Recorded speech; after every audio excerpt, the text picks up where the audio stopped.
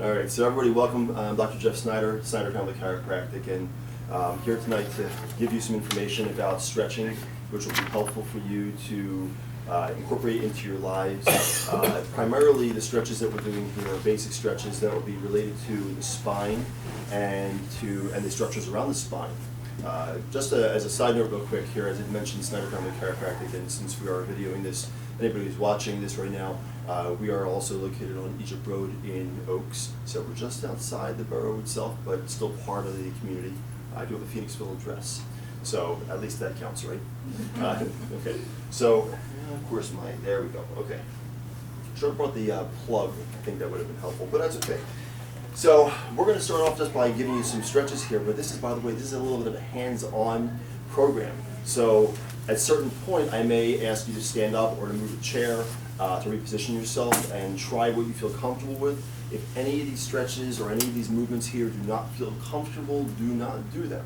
Okay, that's my disclaimer right there. However, if you find that it's uncomfortable, let me know, because there may be a modification that I can share with you as well. And I'm going to start off here by telling you that the stretches that we're going to do are relatively all safe in the fact that we do these with our patients, that the majority of our patients are able to do these successfully. Even the people that have significant degeneration in their spine, they can do it to some degree. And so I think you should be okay with doing most of them. As you can see here, starting off on the very first page, we have just one starting stretch, and this is for the neck. And by the way, all these stretches here, as you're looking at it, there's a bunch of them. So don't get overwhelmed, because at the end of this program, you're going to see at the very last screen, I'm going to give you a web link. Okay, and on that web link, it's a little bit of a weird couple of numbers and letters and such at the end, but the very beginning is kind of easy to get. So if you want to take your phone out, take a picture of that last page, by all means, or if you just want to write it down or put it in right away, you can do that. And all it is giving me the ability to share that information with you. You'll just put in your name and your email address, and we're going to email you over the whole program. So you'll be able to get this in your own hands and use it whenever you want to. You'll notice that in here, the program itself, by the way, you'll also notice that it says web exercises right here. It is a program, it is a system that we use within our office. So I don't create these exercises, but I do utilize these exercises pretty regularly. So let's kind of move along here a little bit, and I'll show you some of what we have going. Okay, so first starting off here is this neck exercise, and this is actually just to get motion into the neck. And the way it looks and the way that it works is that you're going to take two fingers, just so that you have a place to put your place to put on your neck. And if these two fingers are not comfortable, you can pick whatever fingers you want to grasp. But the idea is that where would you normally grasp? Well, typically, and it will say on here, the starting position will be located based upon what we tell you, middle, upper, or lower. Most people have more degeneration in their spine as we age towards the middle to lower spine. So that's the area that I would recommend to do this at. And all you're going to do is put your hands like this and put a little bit of pressure in there, just a little bit, and extend backwards. And you just kind of hold it like that. And what it does is it helps to isolate that stretch into that lower neck area. So we all tend to be forward facing or downward facing throughout our day. If we work, we tend to work in front of computers, or if we're at home, we tend to do things that are related to being down here, unless you are a painter on the ceiling. Okay, but usually we're all tending to be facing downward. So this will help to stretch the neck in that direction a little bit. And how long should we hold it? Okay, that's a good question. Right there. So you'll see here that it's. Okay, actually, that's funny because usually it does print most of the things specifically to the amount of time. So in terms of time for most stretches, the general statement about stretching is that you don't want to hold it for anything less than 10 seconds. And so holding it for 10 seconds is a reasonable starting point, but if you feel, and you don't want to stretch really intensely either, so if you were stretching, and this is another rule of stretching in general, so if you're stretching any body part, doesn't matter if it's an arm or your neck, if the intensity to that stretch is beyond a 7, meaning that you feel like the tension is increasing, and you're pulling to a point where it's really uncomfortable, you don't want to be doing that.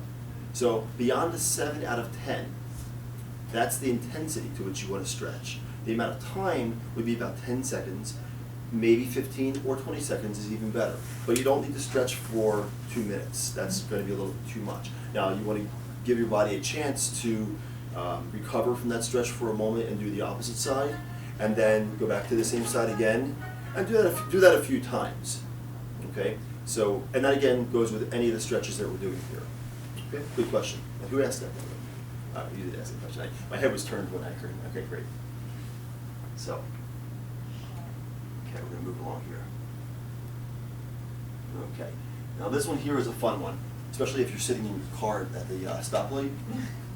So what you're going to do essentially is you're moving your head in a track forward and back. So it's like this.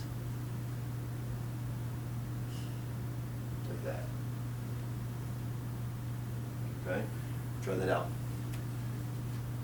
Where am I supposed to feel that? You're going to be feeling that in and about here, the muscles.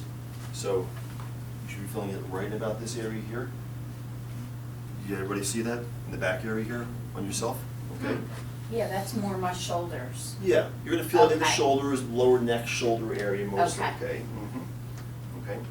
And again, now again. Yes. When you pull back, you will try to pull hard or?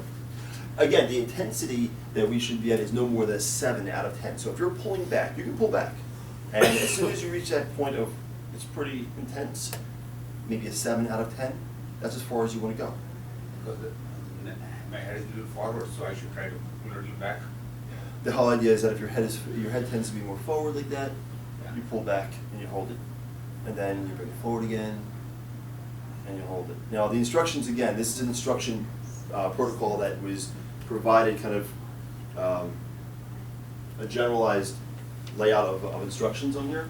So 3 sets, 10 reps, you can more or less follow that and that's fine. And resting 30 seconds between, I would say that if you're doing it 10 repetitions, going through that, you can rest and then start up again, do it again.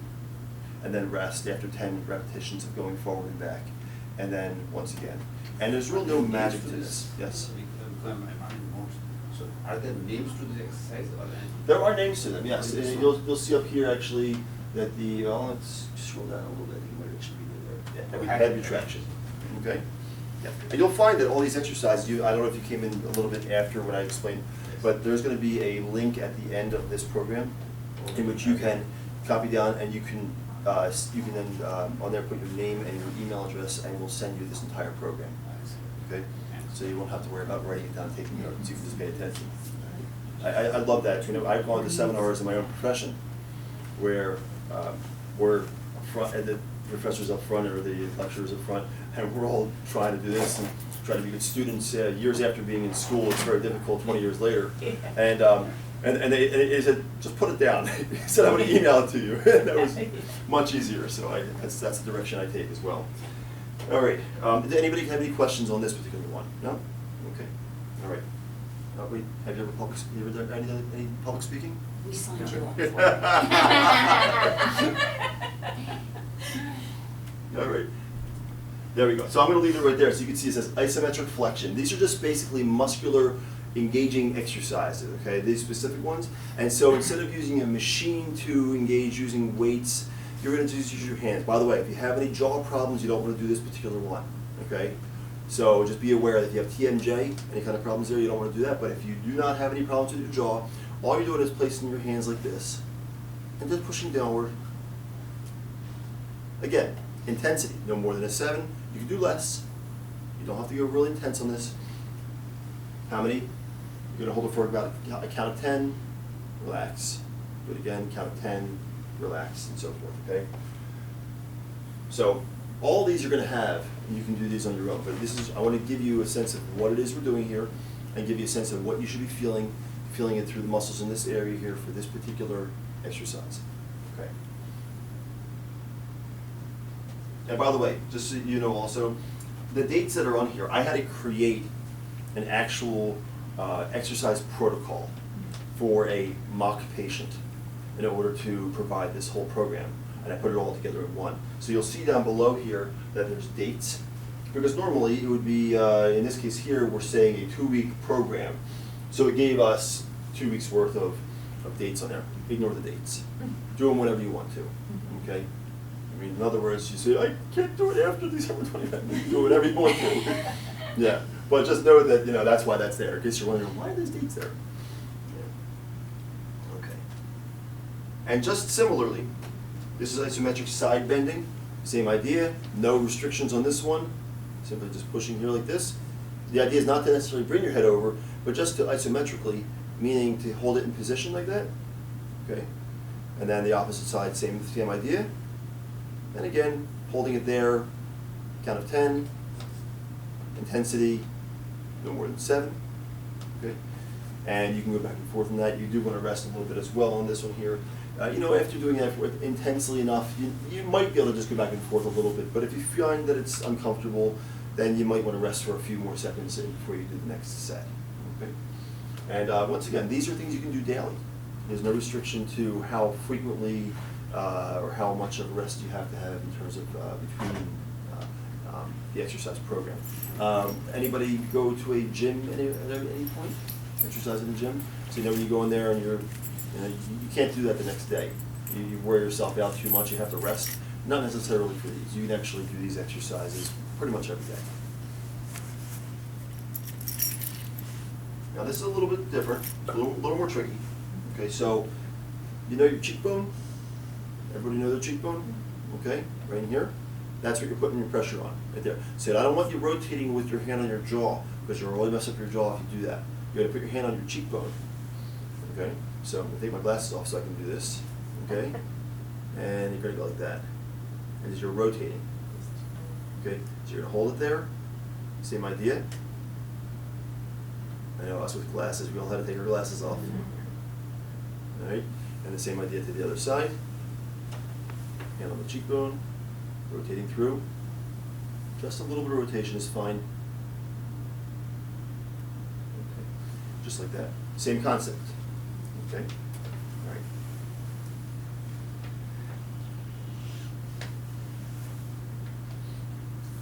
Extension stretch. Not to be confused with this one here. Okay? You put your hand on the top and you're pushing back. Same idea as the other ones. Okay? Anybody having any discomfort with any of these? Yeah? We're all doing well? Okay. Good. I don't know, I feel like I'm pushing with my hands more than my head or my neck, you know what I mean? So you feel like you're pushing- I'm finding that I'm pushing with my hands instead of Okay. letting my head do the work. So you're going to do a little bit of both. Okay. I mean, you do have to put some resistance in place in order to achieve this. Yeah. However, you are going to, once you're kind of locked your hands in place there, you're going to push backwards. Do you get the sense of that now? Yeah. So all you're using your hands as a wall. And obviously as a wall, your hands have to put a little bit of force in Right, place. right. Yeah. Okay? All right, good.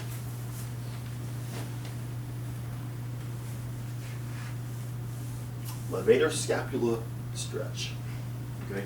Levator scapula, it's a lovely Latin name.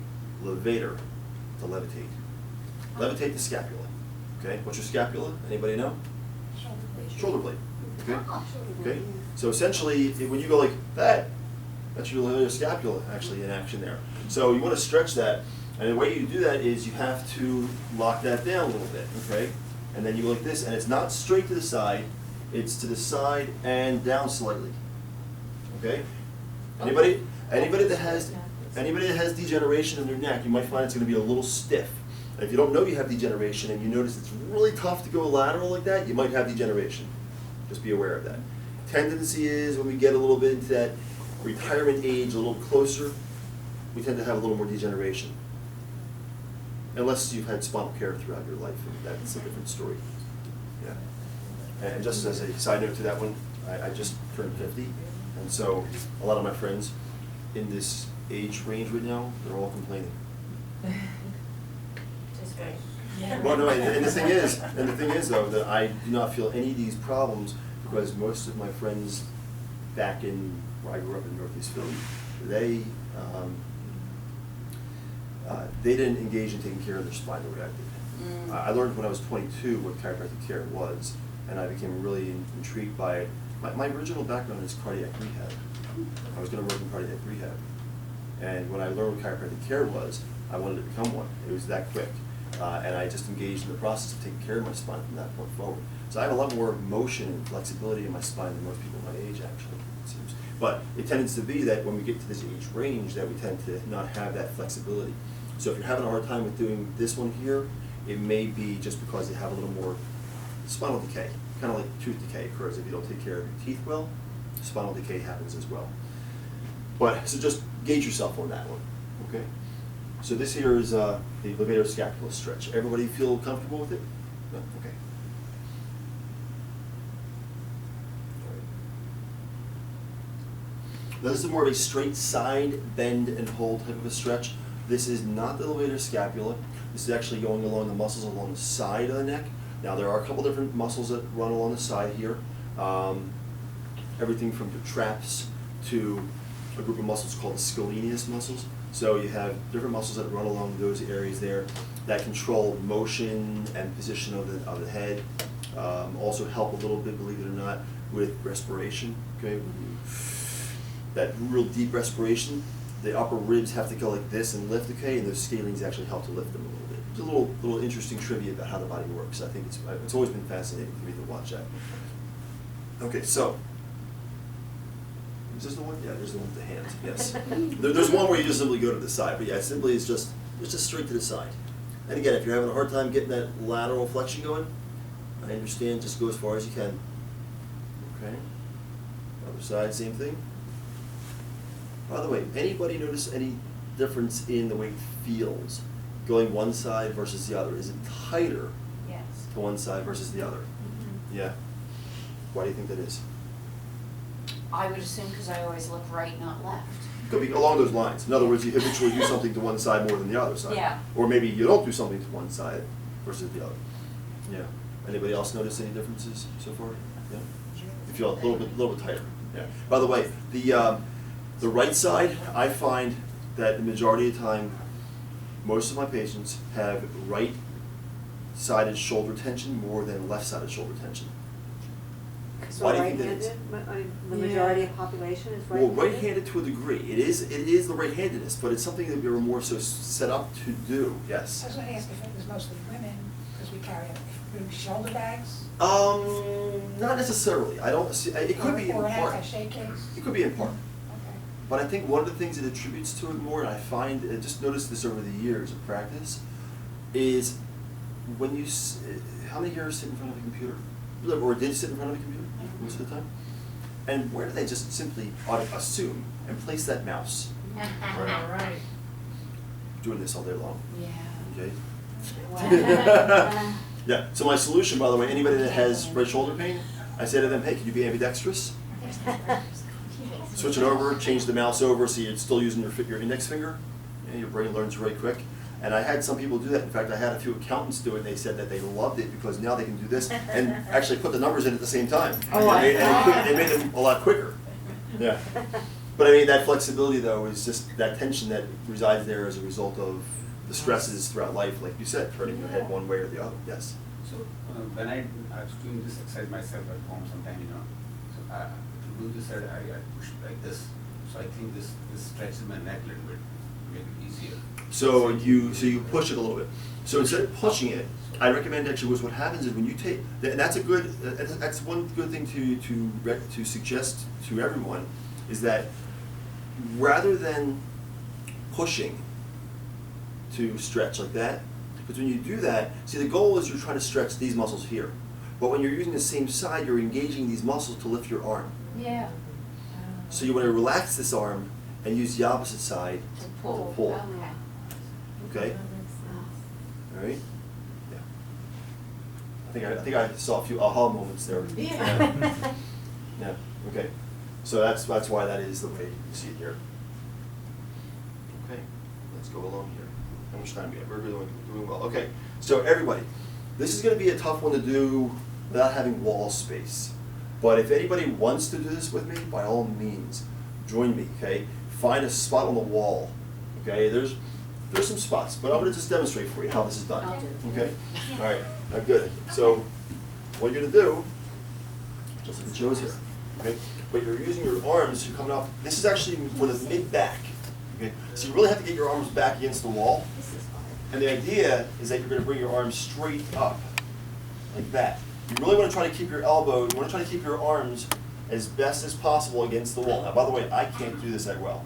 I have to tell you, I went to the gym today, so I was working really, so I'm having a hard time getting my chest to relax a little bit here. But the idea is to come back a little bit like this, and up, okay? Against the wall. Okay? And you can do it without using the wall. You can do it here like this and just focus on just keeping it. Keeping my Okay. elbows back It's- is very difficult. It is. Now, there's a point in which you're not going to be able to bring, It feels- you're not, it's going to be difficult once you get far back. Oh. Yeah. Sometimes the shoulders don't want to cooperate entirely. Yeah.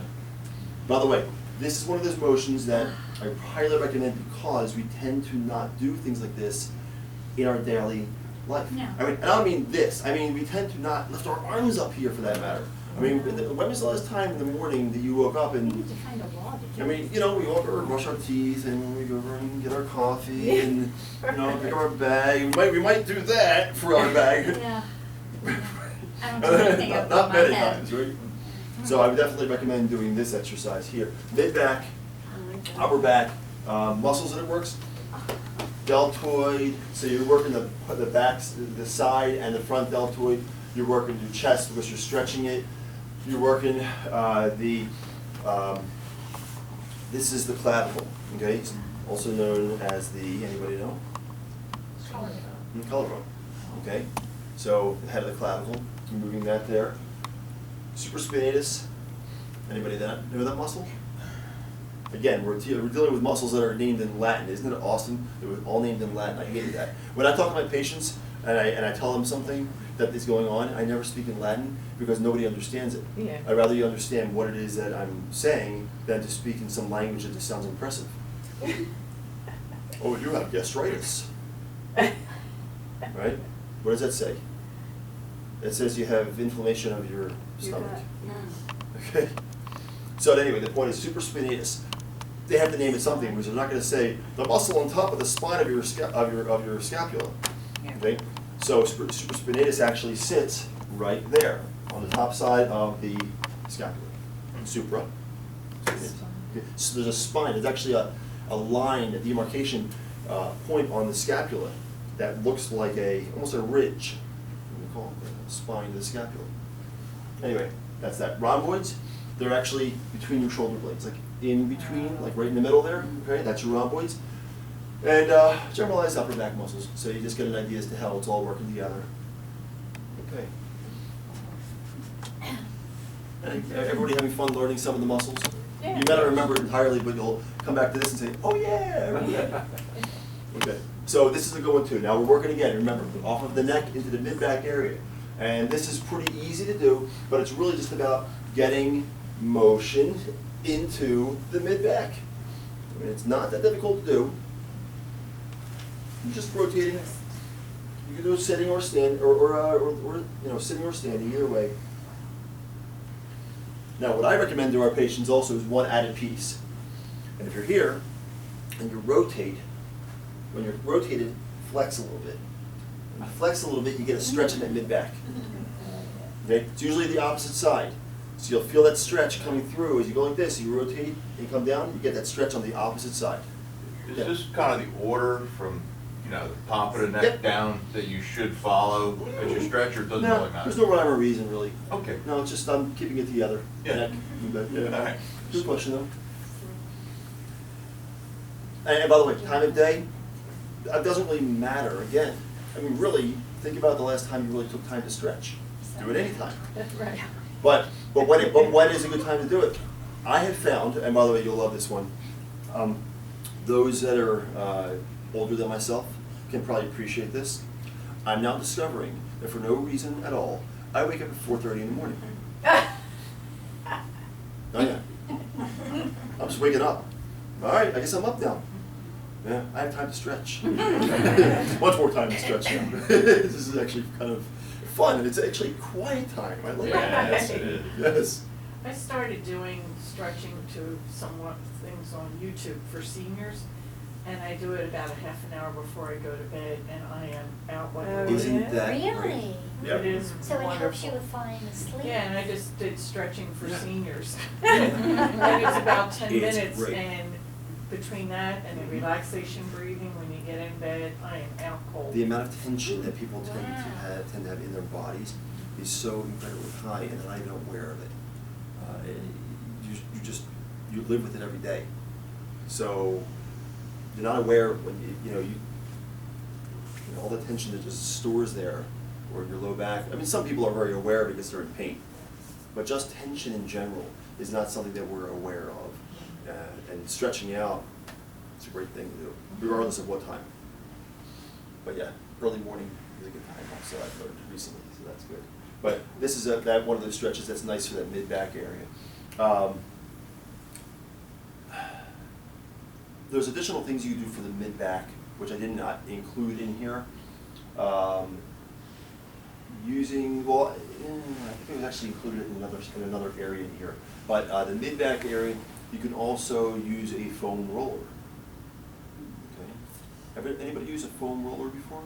I have. Essentially, a foam roller, for those who are not aware, it is essentially like a rolling pin for your body. Okay? Instead of you rolling this, you lay it on the floor, and you get on top of it, and you roll over it. And it's great. It actually loosens up the muscles in whatever area. You can do it on your legs, you can do it on, there's all sorts of ways you can do it.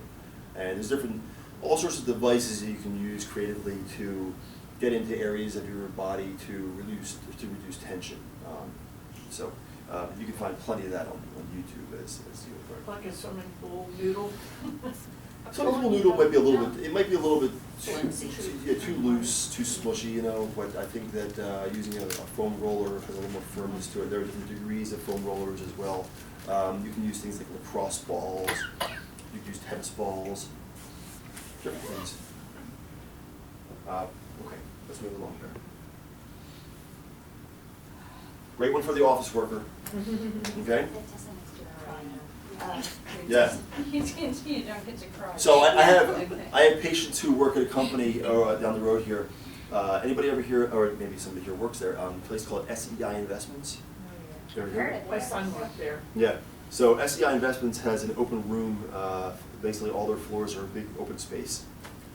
They have desks that plug in with a dangling cord that comes down, and everything just plugs in up top. Because if you ever have to move departments, you just unplug, take your desk, it's on rollers, and you just roll it over. Oh, wow. Yeah, but it's a big open room. So the point is, I've given people over there stretches to do, and they said, I can't do this on the open floor. Everybody's watching. Yeah.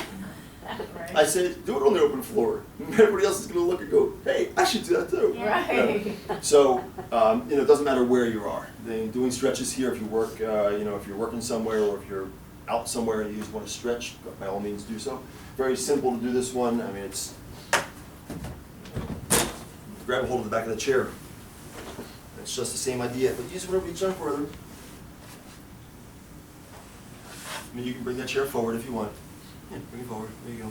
And stretch the best you can. You don't have to go real far. I mean, that's, she's showing off there. But if you think you can, by all means, do so. The idea here is not to necessarily feel it in your low back, although you might feel it there too. Your arms are up, you're coming like that. You're trying to stretch forward to kind of get that between the shoulder blades to stretch a little bit more. What's nice too, doing push-ups on the kitchen counter where you can just use your weight to go back and Oh, forth. sure. I've done that. Yeah, That's- I mean, that's if you great. do something like that where you're just trying to, in other words, if it's hard for you to do regular push-ups, it's just too challenging, then you can do them in some fashion where you're more up like this. Yep. Yeah, absolutely, sure. Okay. So is it important to be high, for the arms to be higher than, so your back is lower, but your arms are higher, so you want to have like a desk or something that's higher than the chair where you're sitting, correct? I'm just looking at the. I think it's just laid out. I see what you're saying, like here to there. Right. Probably so. I don't think it's necessarily a requirement. Okay. It may make it a little bit less challenging to do. Okay. But I think that if you just, like here, as I'm at equal level, Okay. if I just put my hands out and just lean in, I may not go down as far, but I'm still gonna get that deep, stretch into this upper area. The muscles that we're aiming for, anybody ever hear of the lats? Yeah. Okay? Yeah, latissimus dorsi, that's a longer name for it. Okay, so you'll see that up there. Deltoid posterior. Anybody know the terms for direction, location on the body? Posterior, anterior. Okay? So your posterior deltoid, your pec major, because again you're bringing your arms up like this, you're stretching out into the chest area. Your sternal head, which is here, okay, so you're getting that stretch there as well. Teres major is actually a muscle that's part of the rotator cuff, and it runs kind of underneath here. Triceps, these guys here, because you're bringing it out like that, so you are stretching out your triceps a little bit. So kind of overall, you're aiming for this upper back and shoulder areas. Yes. Could you suggest a modification for this? I've tried this, and what happens is as I'm stretching, I get pain right there, without fail, and I'm put off to trying to do it because of the pain. So what would be a modification, or just not do it? My recommendation for you would be, it sounds to me like you might have a little bit of a shoulder problem of some sort. Are you aware? Probably. Well, Tricep. everything's You may falling not- apart, yeah, so why not that? Yeah, you may not necessarily be able to do it in this fashion, Okay, but you might be able to do it, a modification to get the arms up higher, more like wall walking. okay. Okay, you're familiar with wall walking? So if you bring the arms up like this, Okay. okay, and you can stand doing it, so you can try to just get the, because it sounds like to me you have a shoulder problem that is inhibiting your ability to actually do that full stretch. Right. So I would do the wall walking before you start doing this, Okay. and just try to loosen up the tissue here by bringing it up and maybe leaning into it a little bit, Okay. and just kind of easing that in. Maybe you might even, for that matter, try to just do some rotational motions with the shoulder as best you can, and seeing if you do that prior to doing this, if it helps out some. Okay? But again, if you do it and you're noticing it's difficult, then don't do it. That crawl's great to do in the shower, because you've got the water hitting Yes. you and moving, the Yes. motion, keeps the Mhm. motion going. I agree. Definitely. But yeah, there's always modifications for any exercise. That one. It is up, so give it a moment. There we go. Okay. Yeah. Come on, I don't want that on there. Okay, put that. There we go. Good.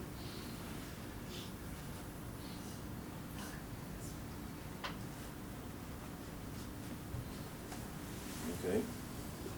Straight to the side. Feeling it? Okay. If you're having any difficulty, like you're feeling anything in your low back, anything pinching down below, okay, you might want to loosen up a little bit on that. There are some slight modifications where if you're going straight to the side, it's bothering you. Come a little forward with it if you need to, kind of like find that sweet spot where it feels a little bit easier to do. Same thing to the other side. Gotta be fair to the body. Are any of these better to do standing or sitting, like, does it Well, matter? I would say follow along with what you're seeing here, because it isolates that area when you sit better, so you're just getting into, otherwise, but I'm getting a good stretch, and I can get in there and get a nice deep stretch in there, for sure. Again, the lats, teres major, triceps, which is back here again, deltoid posterior, because you're up here, you're going like this, so you're getting that back area here of the shoulder. Okay. Joint range of motion is always good. Flexibility. Circulation. Any stretch improves circulation. And you'll see that on almost all of these, by the way, regarding the benefits. Okay. And again, the amount of time, 3 sets, 1 rep, 30 seconds. Hold it. Hold it. Pretty simple. There's no steadfast rule to say must do 30 seconds. If you do 15 seconds, you need to go back and forth twice or 3 times.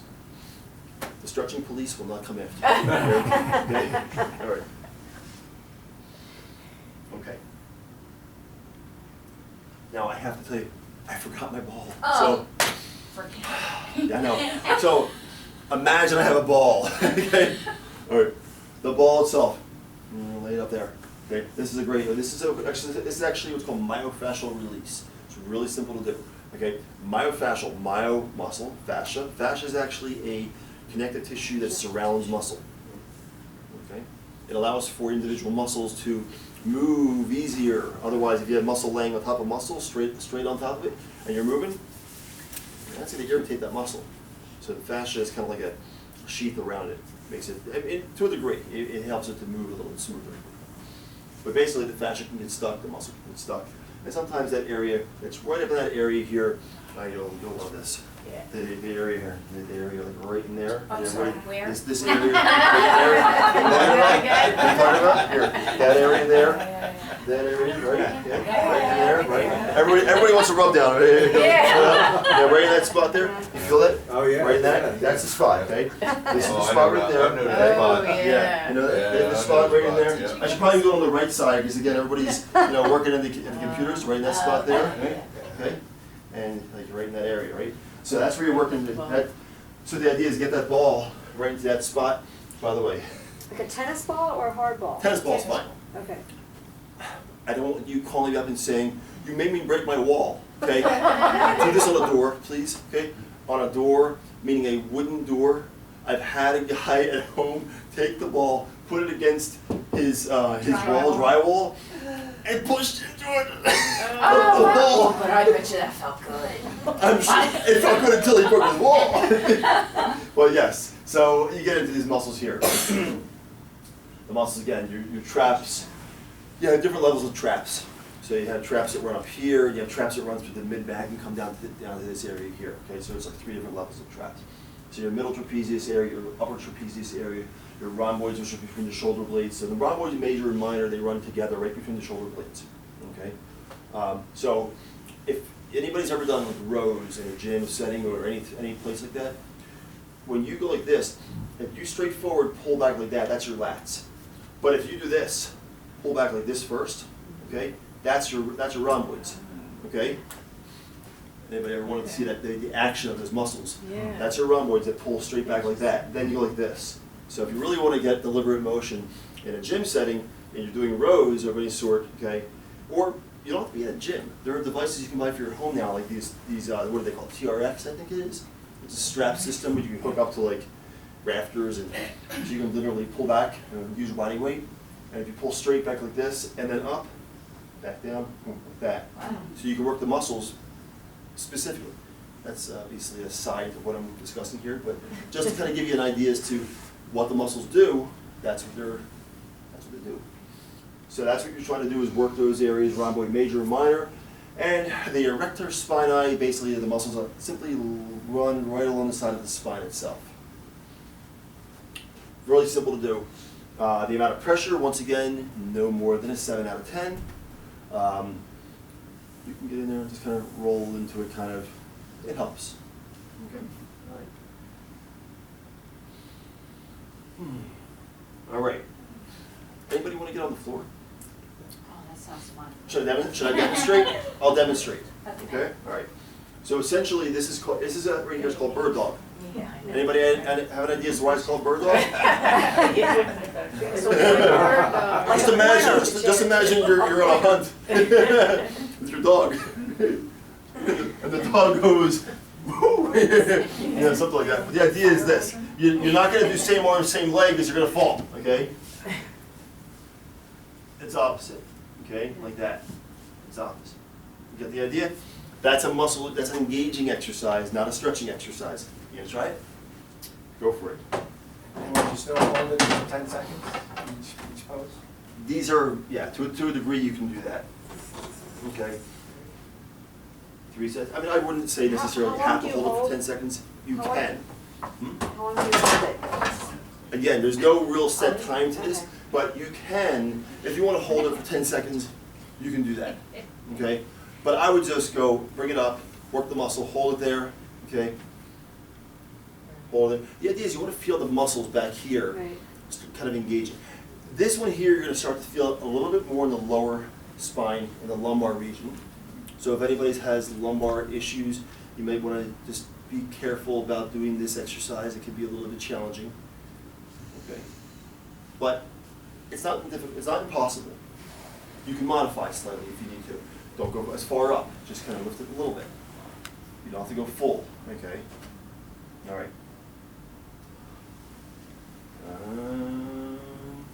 Muscles, okay? Transverse abdominis.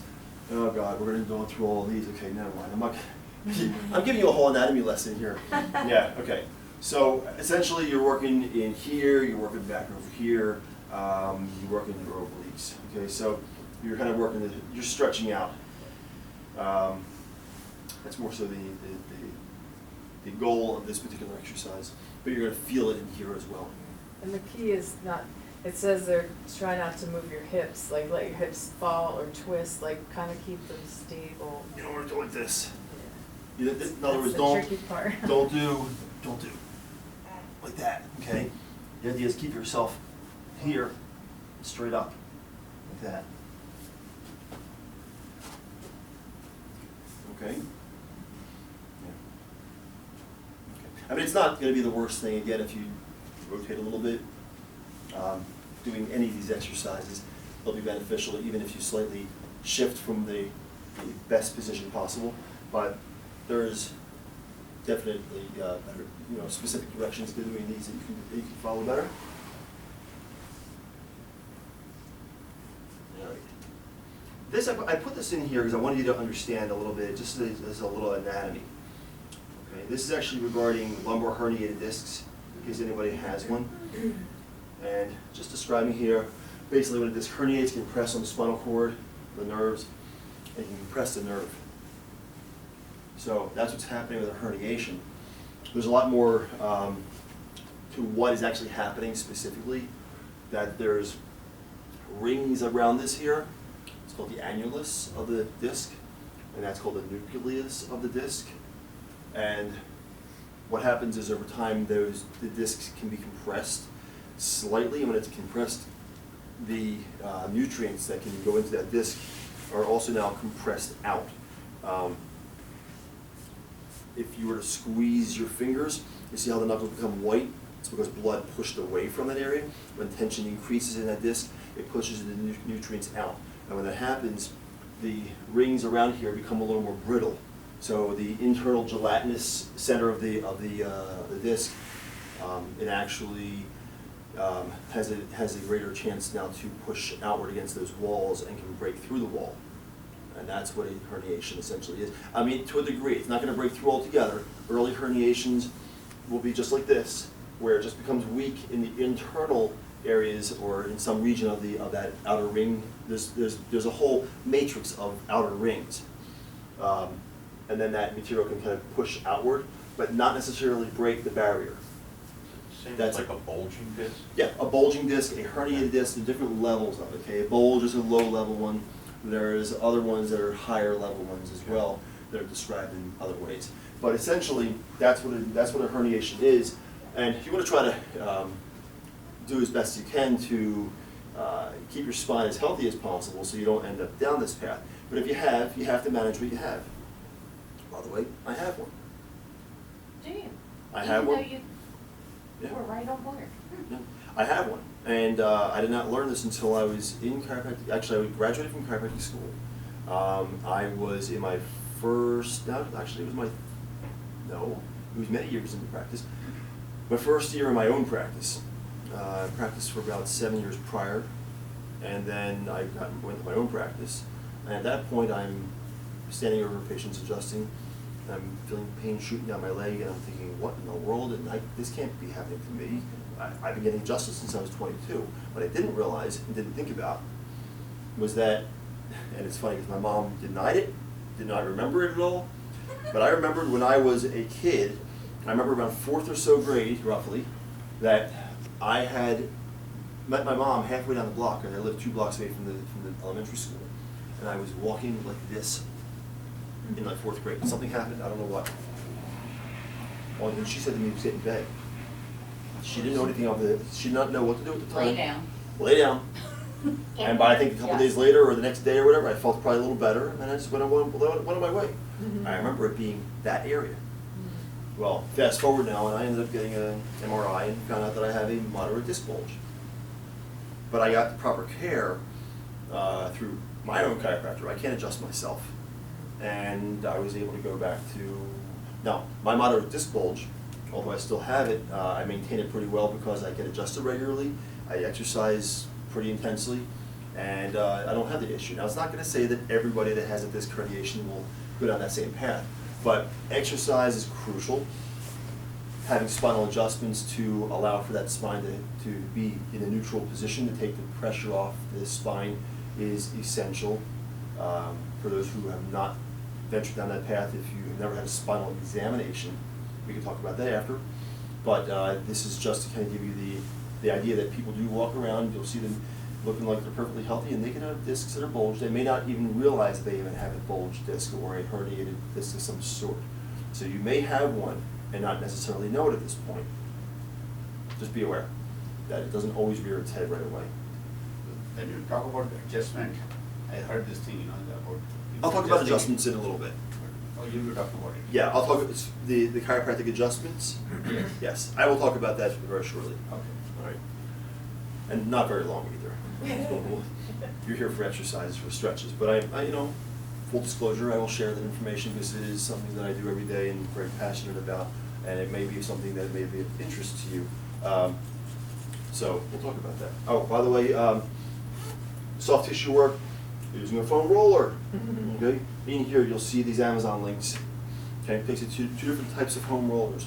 One is a very basic foam roller, and one is a little more of a, kind of a little bells and whistles to it. It has a few other pieces. Actually has a little rolling ball thing about this big, okay, like a double rolling ball type thing, so you can actually lay it on your spine and it gets right in on there too.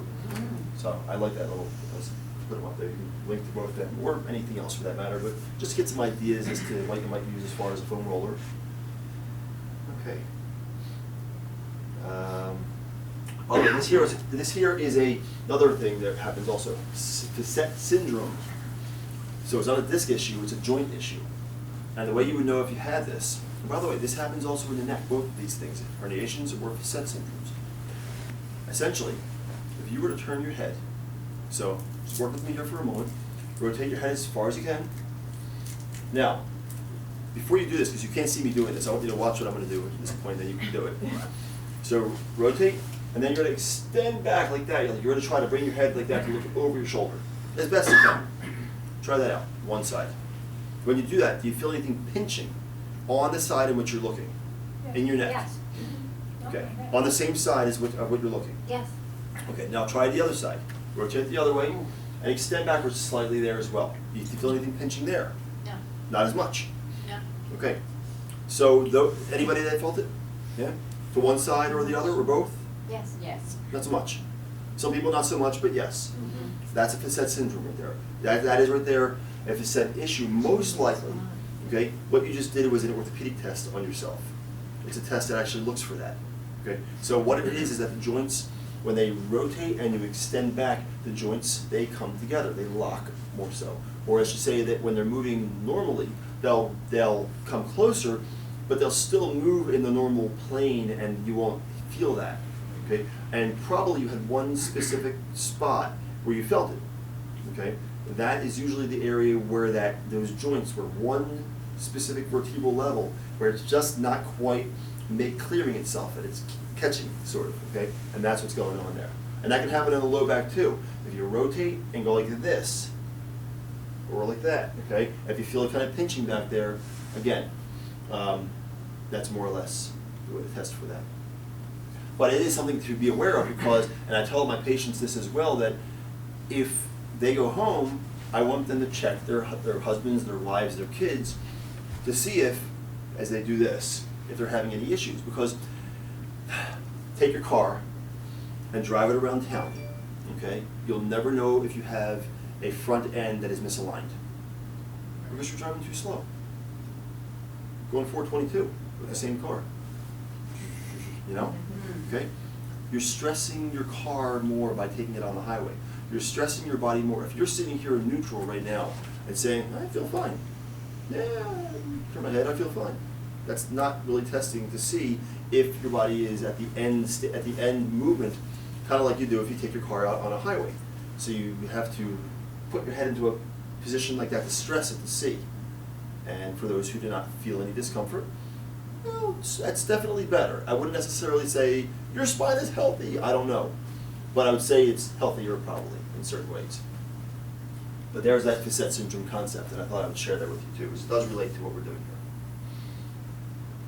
here. Okay, low back. This is a good one. A lot of people love this one. It's just very simple. Just push it back. It's the old man stretch. Yeah. Wait, hold on. The old man stretch. Hold on, wait. You see Oh, man, Hold on, do that all wait. the time. Wait. I have to go like this though, right? Right? Right? Is that right? Yeah? Am I right about that? Get allowed to be right. But that's essentially what we're dealing with there, okay? You're kind of stretching out that low back, okay, but what you're really doing also when you're doing that is you're also engaging the muscles back here as well. You have to do that in order to go like that, okay? But you are kind of pushing here as well a little bit to kind of get that low back to stretch out some, okay? There's no real time frame on this. You can do it a few times, yes. So when you're doing that, is it good to go back the opposite way, like to do the opposite stretch as well? We're getting there. Okay. Well, actually, we're doing side first. It's in this set. But yeah, it is. You can go forward as well, and goes backwards as well. Absolutely. All the planes of motion. All right. Okay. Kind of like we did with the exercises here. Same idea. So this is just side bending, straight side. You can sort of join it together with the one we did here before, but you can just do straight to the side, straight to the side. Okay. The idea is just getting motion into the spine. Now recognize as you're moving here, you'll feel a stretch, but you're also working the muscles to a degree. You have to work the muscles to move. So what muscles are you working here? You're working your oblique muscles. They're the ones that are over here, okay?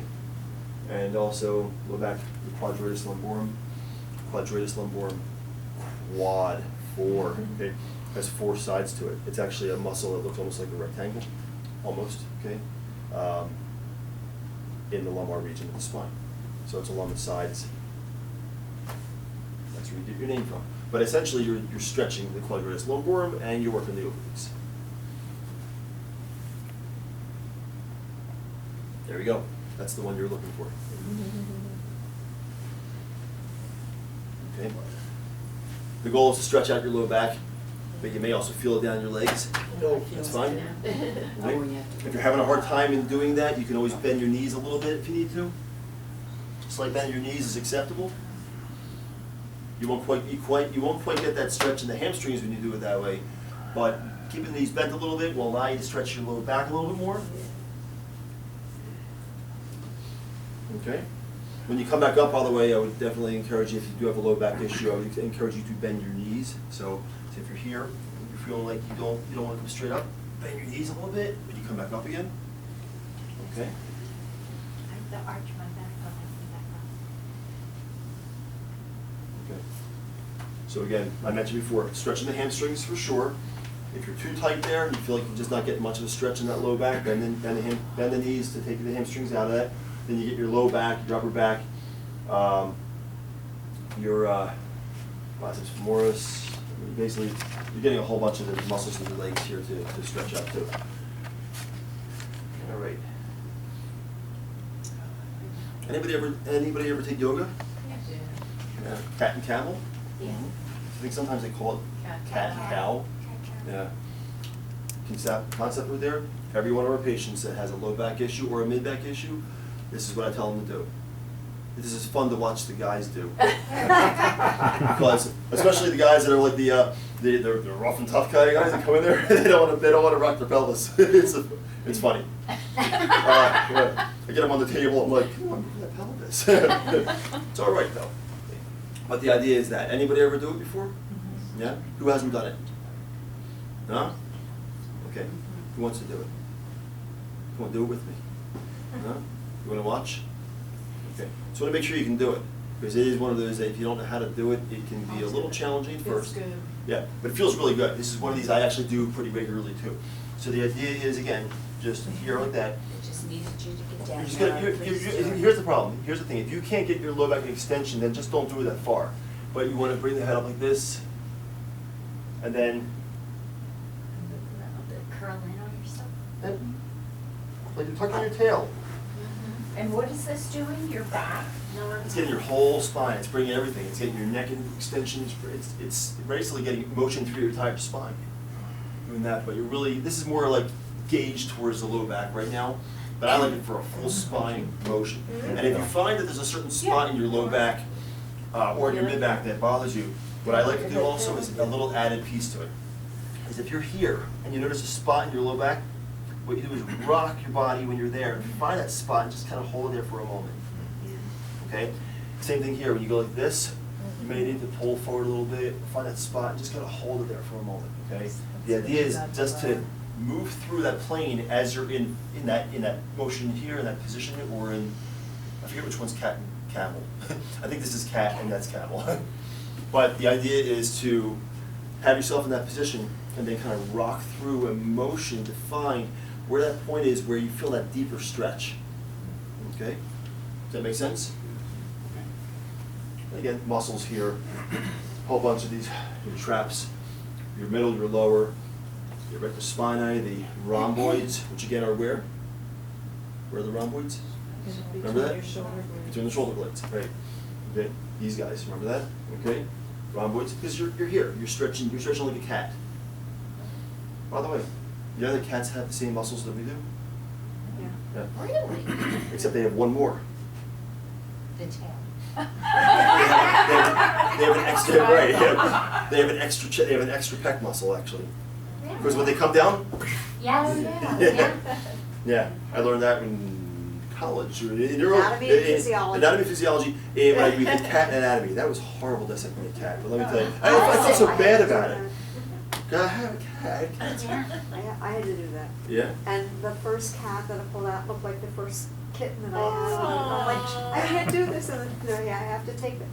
We And I'm like, named wait, ours. This looks like the first kitten. Oh, yeah. I'm like, okay. We had to name ours like names that were just reasonably insane, so we knew we could dissect them. Pretty, like I think one of them named like Psycho, and one was named like, they just had to name them crazy names because if you name them Fluffy, you don't want to go ahead and dissect Fluffy. That's just too horrible.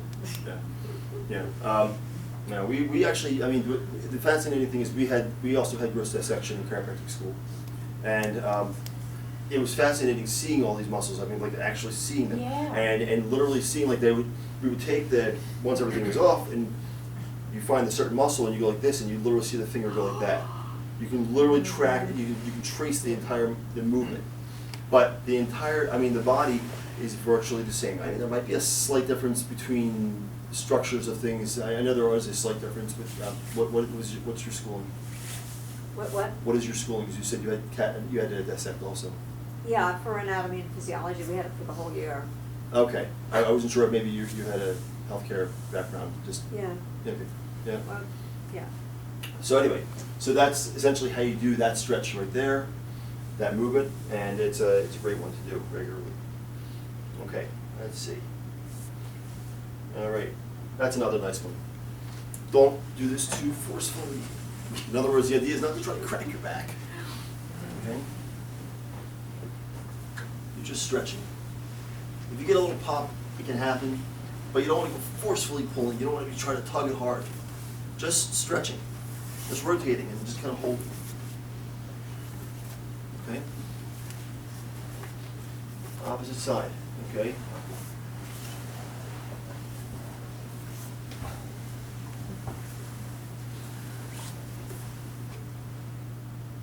Feeling it? Just feeling it, just a nice stretch throughout that whole, just kind of like the whole area. Okay? Again, if you have a disc issue, however, I would say try to hold off on doing that one because it could potentially put too much torsion on that area. Now you're not gonna mess the disc up that much further because in order to really mess up a disc, you got to rotate it a lot more. I mean, the disc itself has to be rotated more to put stretch on there. The joints that are in your lumbar spine are lined up in such a way to prevent that kind of motion. I'm just saying some people could feel a little more aggravation in that area. You're not going to ruin the disc necessarily, but it might actually just cause some more aggravation. You can flare it up in some cases. So that's that. Now, I think this might be the last one, and it is here we go. So that's what you're going to see when you get to the page that I'm going to give you the link to, okay? Essentially, all it is just so that way you know you're there. Put your first name there, your email address there. That's all you have to do, okay? I'm going to send you the information, what you saw here, minus this little piece, okay? But you're going to get the entire thing, all the information that I just gave you a moment ago. Sorry, the comedy is not on the. Yeah. We had fun though. At least I had fun. Yes. Hope you did too. The last one here, phone. If you want a consultation, okay. There's obviously no obligation. I'm going to share a little bit of what an adjustment is in 2 minutes because we're at 8 o'clock now. Okay. So when I was in undergraduate school and I was getting ready to graduate, cardiac rehab, student walking along with me, I said to him, "What are you going to be doing?" He said, "I'm going to be working with a chiropractor." And I said, "What's that?" He said, "Well, chiropractic is all about the relationship between your brain and your body. The brain houses, or I say the skull inside there, it houses the brain, and the spinal cord comes off of that, and all the nerves branch out to all the organs and tissues of your body. And if there is pressure placed upon a nerve root, and by the way, the amount of pressure that has to be placed there, we know now through research, is literally the weight of a dime. Okay? That much pressure on the nerve root as it exits from the spine can cause the nerve to malfunction. Now, if you want your body to function properly, you want for the communication lines to be wired properly. You don't want a miscommunication. And so I said to him, "So you're telling me that people that do not get adjusted don't perform as good on the field," because my background is exercise and sports science.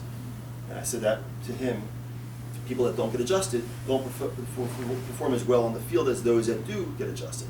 He said, "Exactly." So I said, "Okay, that's interesting." I said, "Do you have information about that?" He whips open his bag and takes a brochure out that literally had studies in it. It was like he was like a walking advertisement for the profession. But that was cool because it had all that information on there. So I come home and at that moment, by the way, with this epiphany that I had that I was going to become a chiropractor, I realized at that moment also I was going to have to go home and tell my parents that before I graduated that I'm changing careers. Yeah. Wow. And I did. But my parents were very supportive, although a little questioning. At the time, I think that my parents still did not really know what chiropractic was. There was still some question to it. Let's face it, I understand some people out there say, chiropractors are not real doctors. I get that. I've heard that before. I've heard everything under the sun. When I was in school, I was out at a program, and I had a person walk by and start quacking like they were a duck at me. I said, that was interesting. Yes, I don't have web feet. But the point was that I learned that it came with the territory, and there's some interesting stuff behind that I'm not going to get into other than to say that during the 1950s, the American Medical Association formed what was called the Committee Against Quackery. Their goal was to eliminate our profession. That was pretty much their goal, okay? And when it came to a court case in the 1970s through the 1980s, what they learned from that was the only thing the AMA had was political and financial motivation. There was no scientific evidence at all. And the problem I have with that is that they were keeping a viable way of taking care of individuals from people when they would say to them, and I don't want to point out people in the group, but when we talk about some people that are a little bit older than others, if you've gone to doctors and ever mentioned or questioned, the doctors of the older generation tended to look at chiropractic and say, "Don't go to them, they're going to hurt you." In fact, the doctor that I went to, when I said I wanted to become a chiropractor, he said to me, "What are you going to go to quack for?"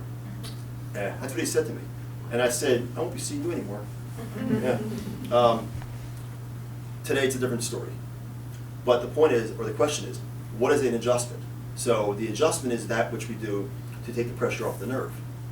So we detect the areas that are impinged, where there's areas where there's pressure on the nerve. And this is an analysis. It takes a bit of skill, believe me. It's years of skill. After 20-something years, I think I have it down pretty well. At least that's what my patients say. But the point of it is that the adjustment itself, the questions that come up, does it hurt? No. Does it feel different? Does it feel awkward? Is it something that you've never experienced before? If you've never experienced it before, yes, it feels different. It might startle you for a moment, but afterwards you say, wow, that felt good, I like that. Never do I force it. Always meet you where you're at. If you're not ready for it, we don't do it. We find another method to do it. There's different ways to adjust that have less force, some that require more force, but we always meet you where you're at, and always make sure that anything that might get in the way, such as disc issues or other types of congenital issues that come up, that we can make sure that we're not affecting those issues. In other words, we're not going to do any harm. But so an adjustment is done to very specifically move that one spot into place, taking the pressure off the nerve. And when that happens, it's kind of like a garden hose. If you have a hose that has a boulder that's sitting on top of it right now, and that hose feeds a tomato plant, okay, the tomato plant that is withering is not diseased necessarily. Okay, it's just not getting its nourishment. So you move the boulder off, the water flows through. Healing occurs when you remove obstruction. Doesn't matter what it is. If you, these days, I don't have a key anymore, I have a key fob. But if you were to trust me in saying that if you close your eyes and I let go of this, which direction is it going to go? South. Always going to go south, okay? Never going to go up that way, right? And there's not a person in this room that will question that. You close your eyes, you know it's going down, okay? And the reason why is that's a law of gravity, okay? We know that's a law. Healing is the same idea. It's a law. I don't know if they described it as a law, but it is a law. If you remove obstruction in an artery, okay, blood's going to flow through again. If you remove obstruction in your bowels, things will flow through the plumbing system, okay? If you take the pressure off the nerve will flow properly once again, okay? And the nervous system controls the entire body. And that's why I do what I do, because the nervous system controls the entire body, okay? It's the first thing to form in the womb. It's what you brought you to who you are today. What I gave you, these stretches here, is to help in protecting this stuff around that nervous system, okay? That's the reason why I teach this. That's the reason why I tell our patients to do the things they have to do to make sure that they maintain and support the structures around that which holds and maintains the health of that nervous system. Make sense? Anybody have an epiphany when you become a chiropractor now? No, but it's something though that I really enjoy doing and sharing with people. And I thank you for having me here tonight, and I'm just 5 minutes over.